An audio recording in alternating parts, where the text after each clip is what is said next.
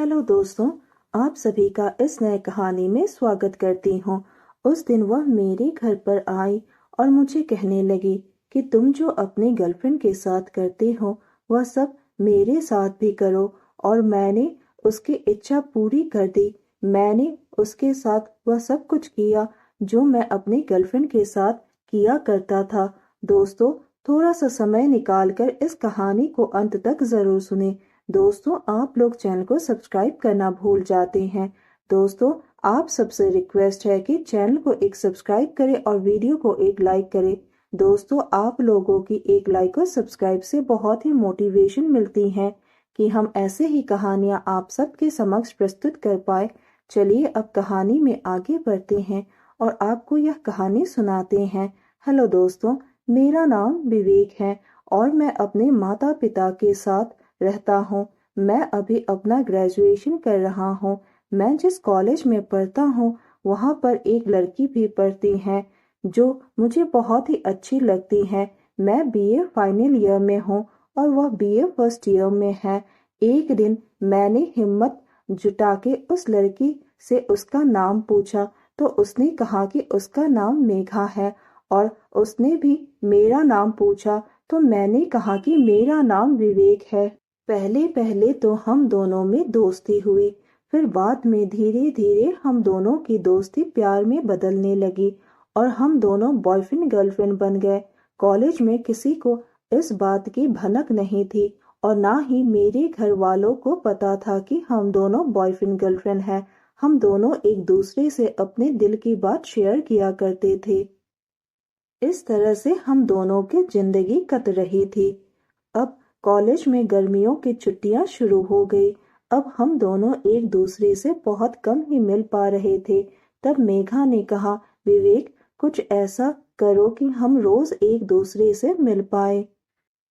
एक दिन मैंने एक प्लान बनाया और मेघा को कहा कि मेघा, तुम ट्यूशन के बहाने मेरे घर पर आ जाना और हम दोनों एक दूसरे से मिल लिया करेंगे। मेघा ने कहा, ठीक है विवेक, तुम जैसा चाहते हो मैं वैसा ही करूंगी।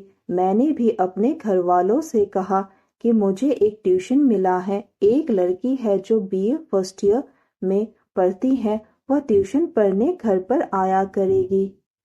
मेघा हर रोज अपने घर से ट्यूशन के बहाने मेरे घर पर आती है और मैं भी मेघा को ट्यूशन पढ़ाने के बहाने उसे अपने ही घर में मिल लेता था। हम दोनों अपने अपने जिंदगी में बहुत ही खुश थे। मेरे घर वालों को मेघा और मेरे रिश्ते के बारे में कुछ भी नहीं पता था। मेरे घर वालों को इतना पता था कि मेघा मेरे पास ट्यूशन पढ़ने के लिए आती है। एक दिन पड़ोस की आंटी की बेटी सुधा ने मेघा को हमारे घर में आते हुए देख लिया। मेघा और सुधा एक ही क्लास में पढ़ते हैं। दोनों अच्छी सहेलियां भी हैं। सुधा ने मेघा को फोन करके पूछा कि तुम विवेक के घर में क्यों जाती हो। तब मेघा ने सुधा से बोला कि वह मेरे पास ट्यूशन करने के लिए आती है। लेकिन यह बात सुधा को थोड़ा अटपटा सा लगा। सुधा को मेरी और मेघा के ऊपर शक हो गया। एक दिन सुधा ने मेघा से कहा कि मेघा, तुम सच बताना कि तुम विवेक के घर क्यों जाती हो। तो मेघा ने सुधा को सब बता दिया कि हम दोनों बॉयफ्रेंड गर्लफ्रेंड हैं और वह ट्यूशन के बहाने हमारे घर में मुझसे मिलने आती है। और इस बारे में मुझे बिल्कुल भी पता नहीं था कि सुधा को मेरे और मेघा के रिश्ते के बारे में सब कुछ पता चल गया है। एक दिन सुधा मेरे घर पर आई और मुझे बोलने लगी कि मुझे तुम्हारे और मेघा के बारे में सब कुछ पता है। मेघा ने मुझे तुम दोनों के बारे में सब कुछ बता दिया है। अब तुम मुझे बताओ कि तुम्हारा और मेघा का क्या रिश्ता है। तो मैंने सुधा की बातों को अनसुना करते हुए कहा, ऐसी कोई बात नहीं है। वह दरअसल यहाँ पर ट्यूशन पढ़ने के लिए आती है। तो सुधा ने कहा कि विवेक, मुझे सब कुछ पता है कि तुम दोनों कमरे में ट्यूशन करते हो या कुछ और।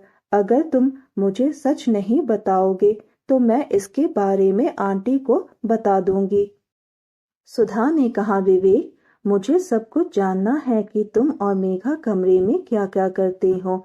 मैंने उसे कहा कि तुम्हें सही में जानना है मैं और मेघा कमरे में क्या क्या करते हैं। तब सुधा मुस्कुराकर वहां से चली गई। उस वक्त घर में कोई नहीं था। मैंने सुधा से कहा कि सुधा तुम मेरे लिए एक कप चाय बना दे। उसके बाद मैं तुझे बताता हूँ कि मैं मेघा के साथ कमरे में क्या क्या करता हूँ।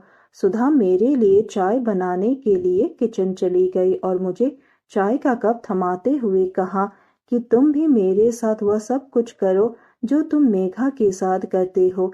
मैंने कहा ठीक है, लेकिन बाद में मुझे मत कहना कि विवेक तुम यह सब करते हो मेघा के साथ।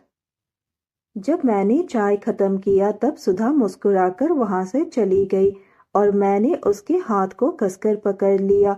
सुधा कहने लगी कि विवेक मेरे हाथ को छोड़ दो, मुझे दर्द हो रहा है।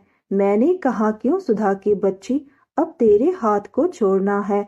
तुझे तो सब कुछ जानना है कि मैं मेघा के साथ कमरे में क्या क्या करता हूँ। आज मैं तेरे साथ वह सब कुछ करूंगा जो मैं मेघा के साथ करता हूँ। तब सुधा ने शर्माते हुए कहा कि विवेक मैं तो मजाक कर रही थी, यार छोड़ दो ना। मैंने कहा अब जब मैं तुम्हारा हाथ पकड़ ही लिया तो अब मैं तुम्हें छोड़ने वाला नहीं हूँ। फिर मैं सुधा को अपने कमरे में लेकर गया और मैंने सुधा के साथ गिल्ली डंडा खेलना शुरू कर दिया। सुधा भी मेरे साथ गिल्ली डंडा खेलकर बहुत ही खुश हो गई। हम दोनों ने लगभग 1 घंटे तक गिल्ली डंडा खेला। सुधा ने कहा कि मुझे पता नहीं था कि तुम इतना अच्छा गिल्ली डंडा खेलते हो। सच में विवेक तुम्हारे साथ गिल्ली डंडा खेलकर मजा आ गया। उसके बाद सुधा अपने घर चली गई और थोड़ी देर बाद मेरे घर वाले भी आ गए। अब जब भी सुधा को मौका मिलता है वह मेरे घर पर आती है और मेरे साथ गिल्ली डंडा खेलती है। एक दिन सुधा ने पूछा कि विवेक तुम्हारे घर वालों को शक नहीं होता कि तुम मेघा के साथ कमरे पर गिल्ली डंडा खेलते हो। मैंने कहा अब तक तो मेरे घर वालों को कुछ भी नहीं पता है। थोड़े दिनों बाद हमारी गर्मियों की छुट्टियां भी खत्म हो गई और मेघा, सुधा और मैं हम तीनों फिर से कॉलेज जाने लगे। अब तो हम तीनों मौका ढूंढते रहते हैं कि कब गिल्ली डंडा खेलेंगे। जब कभी भी मौका मिलता है तो हम तीनों मिलकर गिल्ली डंडा खेलते हैं। इस तरह से हम तीनों की प्यार भरी नोकझोंक और मस्तियां चलती रहती है और हम तीनों अच्छे दोस्त भी बन गए हैं। अब हम तीनों एक दूसरे के साथ अपने सीक्रेट्स भी शेयर करने लगे हैं। दोस्तों, यह कहानी सुनने के बाद आप सबकी क्या राय है हमें कमेंट करके ज़रूर बताइए और साथ ही इस वीडियो को एक लाइक करें, चैनल को एक सब्सक्राइब करें और नोटिफिकेशन बेल को भी ज़रूर दबाएं ताकि अगली अपडेट सबसे पहले आपको मिले। दोस्तों, आपकी एक लाइक और सब्सक्राइब से बहुत ही मोटिवेशन मिलती है कि हम ऐसे ही कहानियां आप सबके समक्ष प्रस्तुत कर पाए। आप सब ने अपना कीमती समय निकालकर इस वीडियो को सुना, इसके लिए आप सभी को धन्यवाद करती हूँ। धन्यवाद दोस्तों।